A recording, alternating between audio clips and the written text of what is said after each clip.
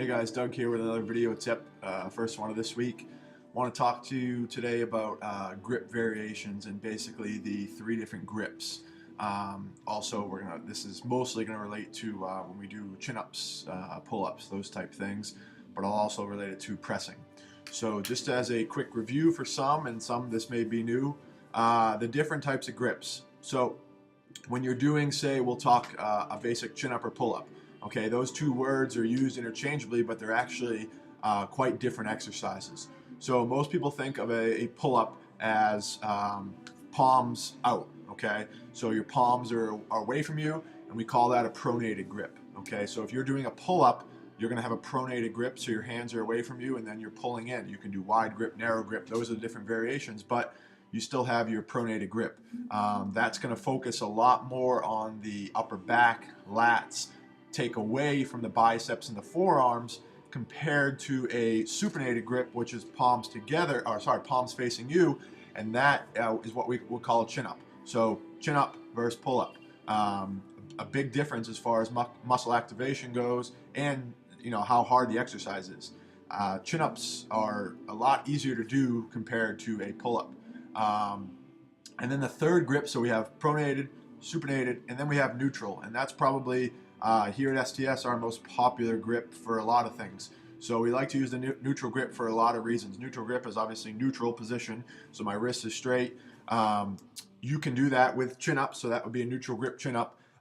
We do a lot of, we have a neutral grip bar, so instead of the bar facing this way, the handles are facing this way, so now you're pressing. Again, the wrist stays neutral. Any type of overhead press, we try to do neutral versus, pronated out like this, or your shoulders externally rotated out like this. You're actually, palms are turned in. So those are the three different grips. The reason that we try to do neutral grip is if you look at the angle of the shoulder, okay, without going into too much detail, the humerus or the upper arm, when you're in a neutral grip and you're either pulling or you're pressing, it's a lot more stable for the shoulder. The shoulder is a ball and socket joint.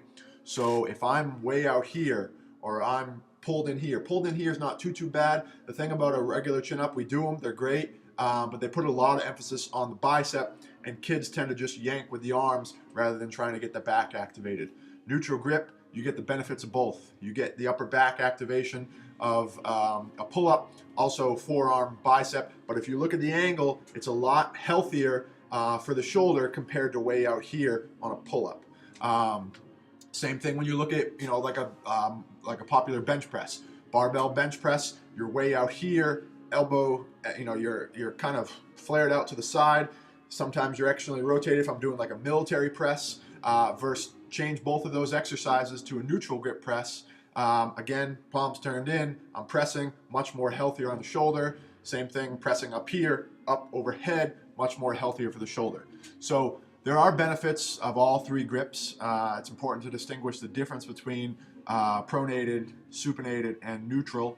But more commonly, we use a neutral grip here. Again, there's exercises that we are kind of forced to use a supinated or pronated grip. Not to say that a supinated or pronated grip is wrong in all instances, but especially when you're dealing with athletes and people with any shoulder injuries, shoulder restrictions, overhead athletes, especially we deal a lot with lacrosse, baseball. You don't want to really be cranking that shoulder too much. If I'm in that externally rotated position doing a press, that's really going to put some stress on the shoulder, versus if I just turn it in to that neutral position, much more healthier on the shoulder and a lot easier on the wrist.